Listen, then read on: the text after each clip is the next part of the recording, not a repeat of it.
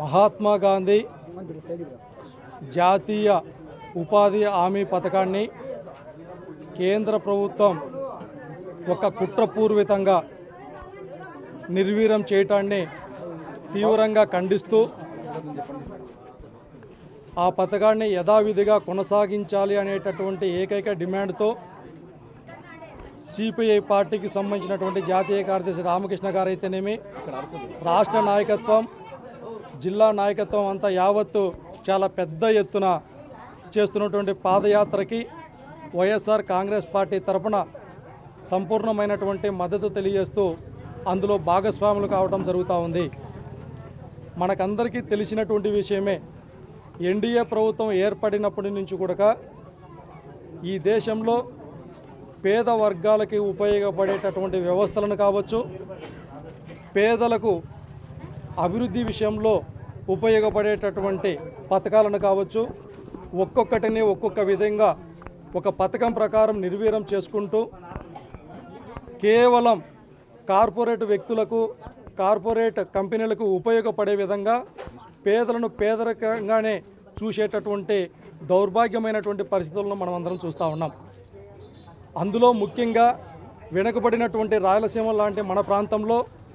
కరువులో పుట్టి, కరువులో పెరిగి, కరువులోనే తనువు చాలించేటటువంటి పరిస్థితులలో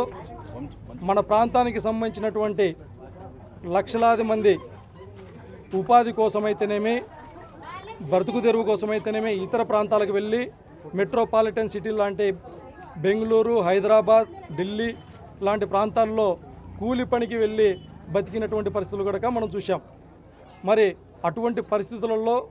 పేదలకు ఉపయోగపడాలి, అదేవిధంగా గ్రామీణ ప్రాంతాలలో ఉన్నటువంటి ప్రాంతాలలో జీవన ప్రమాణాలను పెంచి వారికి అంతో ఇంతో ఒక మంచి జీవితాన్ని కలిగించాలనేటువంటి ఒక మంచి ఉద్దేశంతో ప్రవేశపెట్టినటువంటి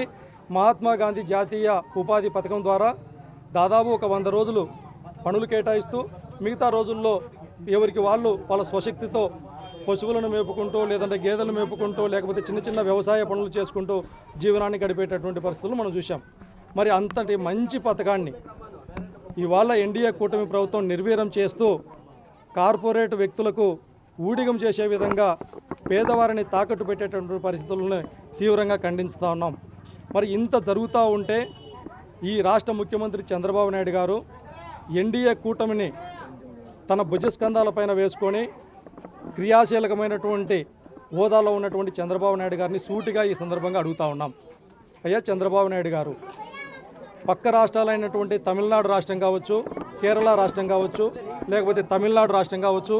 కర్ణాటక రాష్ట్రం కావచ్చు, అసెంబ్లీలో తీర్మానం చేసి ఈ ఏదైతే మహాత్మా గాంధీ ఉపాధి హామీ పథకం అనేటటువంటిది యథావిధిగా కొనసాగించాలి, పేదలకు అండగా ఉండాలనేసి తీర్మానం చేస్తే మరి ఈ రాష్ట్రంలో ఎందుకు మీరు ఆ పని చేయలేక పేదలకు అండగా ఉండలేకపోతున్నారు అనేసి ఈ సందర్భంగా ప్రశ్నిస్తూ ఉన్నాం. అదేవిధంగా అంటే ఇంత జరుగుతూ ఉన్నా మీరు మాట్లాడకపోవటాన్ని, పేదల పట్ల మీకున్నటువంటి చిత్తశుద్ధి ఇదేనా, పేదల అభివృద్ధి పట్ల మీకున్నటువంటి అంకితభావం ఇదేనా అనేసి ఈ సందర్భంగా ప్రశ్నిస్తూ ఉన్నాం. అందుకే ఏదైతే మీరు 40 సంవత్సరాల ఇండస్ట్రీ అని చెప్పుకునేటటువంటి మీరు ఎక్కడ ఎప్పుడు కానీ పేదల కోసం ఒక కొత్త పథకాన్ని ప్రవేశపెట్టినటువంటి పరిస్థితి లేదు. మరి ఇవాళ ఉన్నటువంటి మంచి పథకాలను కూడా నిర్వీర్యం చేస్తూ ఉంటే ఖండించి ఎన్డీఏ ప్రభుత్వంలో క్రియాశీలకంగా ఉన్నటువంటి మీరు, పేదలకు అండగా నిలవాల్సినటువంటి మీరు ఈ విధమైనటువంటి వాతావరణాన్ని ఉపయోగించడం అనేటటువంటిది చాలా బాధాకరమైనటువంటిదిగా మేము భావిస్తూ ఉన్నాం. అందుకే ఈ సందర్భంగా డిమాండ్ చేస్తూ ఉన్నాం, ఏదైతే సిపిఐ పార్టీ ఒక క్రియాశీలకంగా ఒక నిబద్ధతతో పేదల పక్షాన నిలబడుతున్నటువంటి పరిస్థితులకి మీరు కూడా ఎన్డీఏ భాగస్వామ్యంలో ఉన్నారు కాబట్టి మీరు ఏదైతే మహాత్మా గాంధీ జాతీయ ఉపాధి పథకాన్ని యథావిధిగా కొనసాగించాలని ఈ సందర్భంగా డిమాండ్ చేస్తూ ఈ పాదయాత్రను ఇంత పెద్ద ఎత్తున విజయవంతం చేస్తున్నటువంటి సిపిఐ పార్టీ నాయకత్వానికి కావచ్చు, వివిధ ప్రజా సంఘాలకి మద్దతు ఇచ్చినటువంటి ప్రతి ఒక్కరికి కూడా పేరు పేరున వైఎస్ఆర్ కాంగ్రెస్ పార్టీ తరఫున ధన్యవాదాలు తెలియజేస్తా ఉన్నాం.